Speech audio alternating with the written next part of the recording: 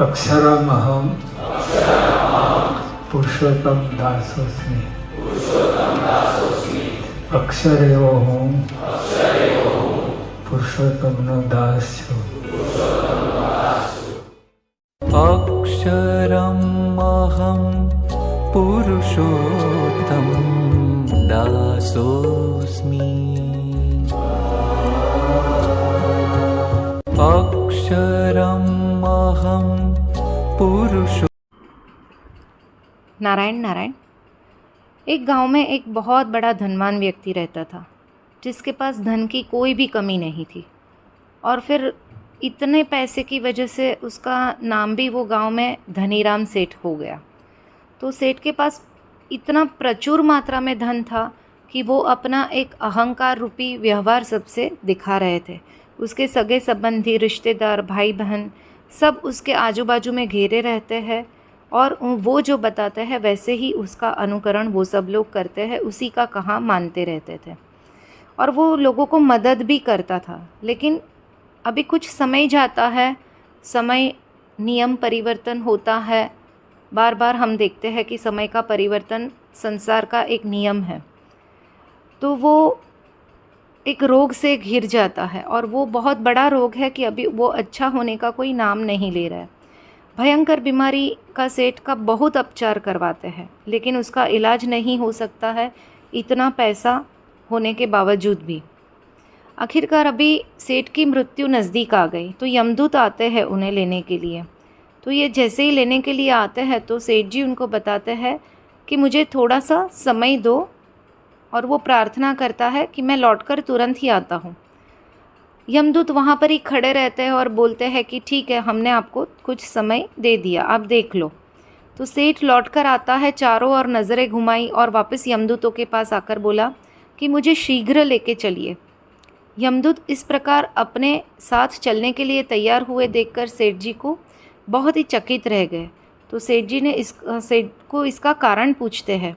तो सेठ बहुत निराश हो जाते हैं और निराशा भरे स्वर में कहते हैं कि मैंने जीवन भर हेरा फेरी करके अपार धन एकत्रित किया है, लोगों का खूब खिलाया पिलाया और उनकी बहुत मदद की, लेकिन मैं जो धन कमाता था उसमें बहुत सारी जगह पर मैंने कुछ न कुछ गलत भी किया हुआ था।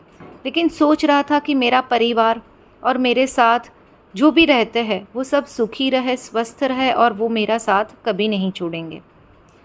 लेकिन अब जब मैं इस दुनिया से सदा के लिए छोड़ के जा रहा हूँ तो मुझे लगा कि वो लोग को बहुत हृदय से दुख होगा। लेकिन यहाँ तो मैं देख रहा हूँ तो सब बदल गए मेरे जाने की तैयारी के साथ ही।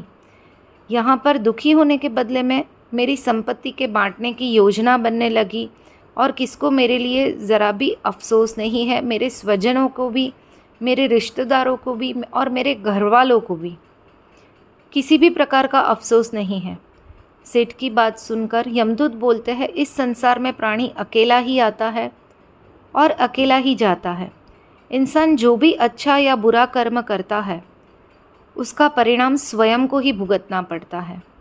हर प्राणी इस सत्य को समझता तो है, लेकिन जब समझता है तब समय निकल जाता है, क्योंकि बहुत सारे गलत कर्म हम लक्ष्मी के कमाने के माध्यम में हम करते रहते हैं। इस बात को अगर हम अपने जीवन में देखते हैं तो जीवन को, इस सत्य को बार बार हम अपने जीवन में भूलकर मानव के द्वारा बनाए गए इस जाल में, जैसे लालच में, रुपया पैसा में, बुराई आदि तले हम दब गए हैं और हम उसमें से बाहर ही नहीं आ पा रहे।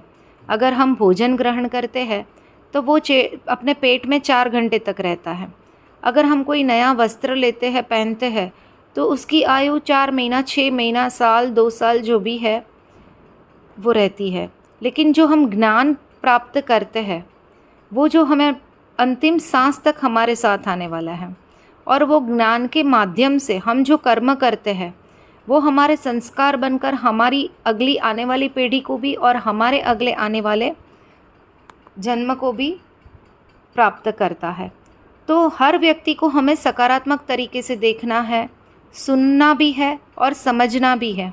हम जितना ज़्यादा पढ़ते हैं, सुनते हैं, समझते हैं, हम अपनी कमियों को उतना ही ज़्यादा एहसास होता है कि और किसी की कमी को दूर करने में हम सफलता की मंजिल की ओर अपने कदम बढ़ाते चले जाते हैं। तो हमें बहुत ध्यान रख के अपने जीवन में महालक्ष्मी माँ को कमाने के लिए उनका अपने जीवन में अखंड प्रवाह चालू रहे, उनकी कृपा बरसती रहे, लेकिन सही कर्मों के साथ, सही व्यवहार के साथ, धर्म के साथ हमें वो व्यवहार करना है। नारायण नारायण।